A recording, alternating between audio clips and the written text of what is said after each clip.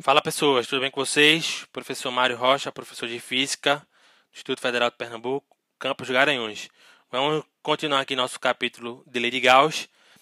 Lembrando que na aula passada a gente definiu o conceito de fluxo elétrico, tá? E vimos como é que seria basicamente a Lei de Gauss para uma carga pontual, vendo que o fluxo só depende da quantidade de carga líquida que tem dentro de uma superfície que a gente definiu como superfície gaussiana, tá certo? Então, vamos agora fazer como é que ficaria a nossa lei de Gauss para distribuições de cargas discretas e contínuas, tá certo? Então, para o caso da lei de Gauss de uma distribuição de cargas discreta, e aí eu vou pegar aqui uma distribuição de cargas onde a gente vai ter uma região com várias cargas, tá certo? E aí essas cargas elas podem ser positivas ou negativas, tá? Então tá aqui a distribuição discreta. Então aqui eu tenho várias cargas. Então vou chamar aqui Q1, Q2, Q3, até Qn. E tudo vai estar envolvido pela nossa superfície, que aí, como a gente viu que não depende da forma, eu coloquei uma forma aleatória aqui, é a nossa superfície gaussiana. Basta, para a gente calcular a nossa lei de Gauss, relacionar como é que é o campo elétrico em cada ponto dessa superfície. E aí, essa dificuldade ou não vai simplificar, resolver aquela integralzinha lá do fluxo. Mas basicamente é isso. Essas cargas podem ser positivas ou negativas. E aí cada carga dessa vai gerar um campo nesse elemento aqui de superfície, né? Pode ser entrando, pode ser saindo, vai depender do sinal da carga. Mas basicamente o que a gente tem que fazer é que o fluxo total, ele vai ser o campo elétrico total, né, na superfície fechada, ou seja, em todos os pontos, NDA. Tranquilo? Como aqui a gente tem uma distribuição discreta de cargas pontuais, o campo total em cada ponto da superfície é dado pelo princípio da superposição, sendo dado pelo campo de cada carga. Beleza?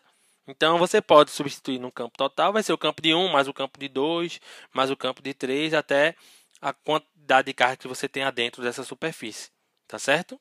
NDA. E aí você pode, a integral, né, da soma, você pode separar isso aqui e ela vai virar separadamente a integral separada, né, da soma das integrais de cada superfície para cada carga. Então, é como você vai pegar, eu vou calcular essa carga 1, ela faz um campo como em cada ponto dessa superfície. 2, faz como em cada ponto dessa superfície fechada. E calcular separadamente, né? Então, isso é uma vantagem. Por quê? Para uma carga, a gente sabe como é que é o fluxo de uma carga, né? Isso aqui nada mais é do que o fluxo de uma carga pontual. Isso aqui é o fluxo da carga pontual 2. Isso aqui é o fluxo da carga pontual 3, que a gente calculou na aula passada. Então, o fluxo da carga 1 mais o fluxo da carga 2 mais o fluxo da carga 3. E a gente calculou separadamente, para o caso na aula passada, o fluxo de uma carga pontual. E a gente viu que ela simplesmente depende sobre Q sobre ε0 e não depende da forma da superfície. Isso só vai depender da quantidade de carga que está envolvida. Para cada uma vai ser Q1 sobre ε0, mais Q2 sobre ε0, até Qn sobre ε0. Beleza? Então, colocando em evidência o ε0, né, que ele vai aparecer em todos os termos, depende de quanto termo você tenha, você pode colocar em evidência e somar todas as cargas que está sendo envolvida. E aí você pode somar, e as cargas podem estar positiva ou negativa. De modo que essa carga, essa soma dessas cargas vai dar a quantidade de carga que está o quê? Que está envolvida por essa superfície. Ou seja, a quantidade de carga líquida, por exemplo. Porque você poderia ter aqui 2 coulomb, a Q1 poderia ser 2 coulomb e a Q2 poderia ser menos 2 coulomb. E elas se anularem. Então, só sobraria Q3 e até Qn, por exemplo. Então, você vai somando algebricamente as cargas. Então, isso aqui vai dar nada mais do que a quantidade de carga que a gente chama de carga envolvida. Então, o fluxo total, né, a lei de Gauss, para uma quantidade de carga, é o Q envolvido sobre ε0. Tá certo? Então, a integral da superfície fechada é NDA para uma distribuição de carga discreta é a quantidade de carga envolvida sobre ε0. Beleza? Tranquilo? Então, vamos para o caso de uma distribuição de cargas contínua. Então, para a distribuição de carga contínua, a ideia é semelhante, mas aqui é um pouco mais complexo, porque a gente tem uma distribuição de cargas que vai estar ocupando um espaço, uma linha, né? Vai estar ocupando um espaço que pode ser superficial, uma linha ou um volume, né? Então, a ideia que a gente vai ter que pegar é escrever a nossa densidade de cargas em termos, tá? Então, aqui está a nossa densidade de cargas, e eu vou considerar, por simplicidade, que essa densidade de carga ocupa um volume, e essa densidade de carga é ρ, que a gente já viu em aulas anteriores, mas poderia ser uma área ou poderia ser uma linha. E aí, isso aqui poderia ser um ρ, um sigma ou um lambda.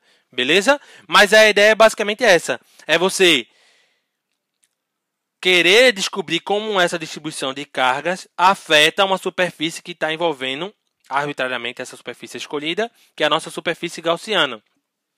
Então, a ideia é basicamente essa. É pegar na nossa densidade de cargas uma quantidade de carga tão pequena quanto se queira, nosso elemento de carga, nosso dq, tá certo? E calcular qual é o fluxo de um dq e depois a gente integrar, beleza? Então, o nosso dq, o nosso d fluxo, vai ser a integral da superfície fechada de dE, que é o campo devido a esse elemento de carga, NdA. E a gente viu que para uma carga tão pequena quanto a gente queira, pode pensar que é uma carga pontual, então o fluxo seria o dq sobre ε0. Para pegar a contribuição de toda essa distribuição de carga, basta a gente integrar. De um lado, o d fluxo, então vai virar agora um φ total, e do outro lado vai ficar a integral da superfície integral de dq, que pode ser, esse dq pode estar no volume, numa superfície ou numa linha. Então, dq ele pode ser o nosso ρdv, densidade volumétrica de carga, sigma dA, o sigma é o nossa densidade de carga superficial, e o lambda dl, onde o lambda é a nossa densidade de carga linear, tá certo? Então, se você calcular aqui, substituir, você pode ter. Então, o fluxo total, ele seria integral de ENdA, 1 sobre ε0, integral de ρdv, se tiver no volume, ou a integral de sigma dA, se for na superfície, ou a integral de lambda dl, se for numa linha. Então, essa integral aqui, ela pode ser tão complicada quanto esteja a distribuição de carga, tá certo? Onde SS é a nossa superfície fechada, a nossa superfície gaussiana, tá certo? E ela aqui vai envolver no volume a quantidade de carga que está aqui, né? Beleza? Tranquilo? Então, para exemplificar, vamos entender como é que seria o campo elétrico dentro de um condutor carregado, tá certo? Então, o campo elétrico dentro de um condutor carregado e isolado, no chamado equilíbrio eletrostático, no equilíbrio eletrostático, as cargas elas já não estão mais se movendo, né? Uma vez que, se elas estiverem se movendo, você vai ter uma força lá e vai estar quebrando o equilíbrio. Então, para não ter força, o campo dentro de um condutor ele deve ser o quê? Zero. Porque se o campo dentro de um condutor for diferente de zero, você vai ter uma força nas cargas livres, e essas cargas livres vão se movimentar, vão quebrar o equilíbrio. Então, não vai estar nessa situação. Então, dentro de um condutor em equilíbrio eletrostático, o campo é zero, por consequência, né, o campo também é zero. O campo não, a força dentro vai ser zero. E se a gente usar a lei de Gauss, né, o fluxo vai ser quanto? A integral da superfície fechada de ENdA. Como o campo é zero, o Q envolvido dentro de um condutor também vai ter que ser quanto? Zero. Tá claro até aqui, gente? Por quê? Para isso aqui dar zero, ou o epsilon vai para infinito, mas o epsilon é uma constante, ou a carga envolvida é zero, né? Então, só tem uma situação. Dentro de um condutor, você não pode ter carga envolvida. E aí, a conclusão que a gente chega é que, dentro de um condutor, né, você não tem carga, E o excesso de cargas que você vai ter nesse condutor, se ele tiver, como ele está carregado, ela vai estar na superfície externa do condutor. Beleza? Tranquilo? Então, esse excesso de carga ele vai se distribuir na superfície externa. Nem sempre vai ser uniforme. Né? No caso, vai ser uniforme se for uma esfera. Mas vai depender da forma. Em regiões mais pontudas, você vai ter uma concentração maior de cargas, né? O chamado poder das pontas, né? Então, em regiões mais pontiagudas, ou seja, onde a área é menor, você vai ter uma maior concentração de cargas, beleza? Então, tá aqui o nosso condutor, ele está em equilíbrio. Se eu quiser calcular o campo dentro, então eu estou aqui fazendo a minha superfície gaussiana dentro, o meu campo é zero, ou seja, eu não tenho carga aqui dentro. A minha carga vai estar toda concentrada na superfície externa do condutor. E eu só vou ter campo fora desse condutor. Beleza? Tranquilo? Ô Mari, se você tiver for oco, né? Esse condutor for meio oco. Não importa. Se o condutor for oco, continua valendo a mesma coisa. Se dentro do condutor aqui tem que ser zero, então se você fizer uma superfície gaussiana envolvendo o condutor, aqui continua sendo zero o campo. Então, se aqui continua sendo zero, aqui continua sem você ter uma concentração, sem você ter cargas. Então, você só vai ter cargas na superfície externa. Na superfície interna continua você sem ter carga, beleza? Porque se você tivesse carga, você teria um campo diferente de zero aqui, tá certo? Então, no condutor, tá? Não há carga na superfície interna, apenas na superfície externa. Beleza? Tranquilo? Como eu disse, só as cargas só vão se distribuir uniforme caso seja uma esfera, né? Que é o caso uniforme. Do contrário, onde for mais pontiagudo, vai ter uma maior concentração de cargas. Uma coisa importante é que se dentro é zero e fora do condutor é um valor diferente de zero, então isso significa que o campo elétrico ele é descontínuo, tá certo? Na superfície do condutor. Ou seja, na superfície do condutor você tem um valor à esquerda diferente do valor imediatamente à direita, tá certo? Então o campo elétrico no condutor ele é descontínuo. Beleza? Tranquilo? Então, gente, uma coisa importante que a gente tem que destacar antes da gente começar as nossas aplicações para usar as simetrias válidas é que uma coisa importante é que a lei de Gauss, ela é... Sim, tá, aqui, desculpa, eu falei no slide anterior, mas aqui é só para destacar que o campo elétrico ele não se distribui uniformemente na superfície, né? É o famoso poder das pontas, né? Beleza? Então,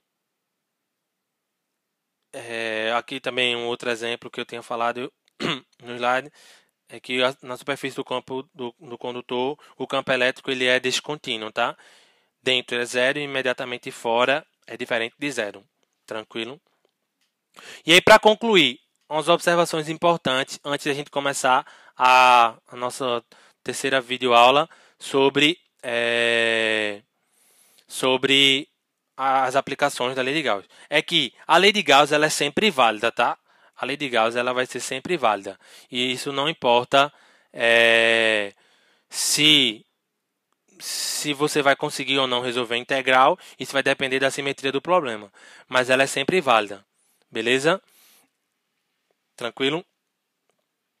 Mas nem sempre ela é útil, como eu disse, porque vai depender lá de quão complicado seja a simetria do problema. Então, o que vai dizer se vai ser útil ou não vai ser se a gente consegue ou não aproveitar a simetria do problema, tá certo? E as simetrias que a gente usa para resolver as leis de Gauss são basicamente três tipos, tá certo? É a simetria planar, é a simetria cilíndrica e é a simetria esférica, beleza?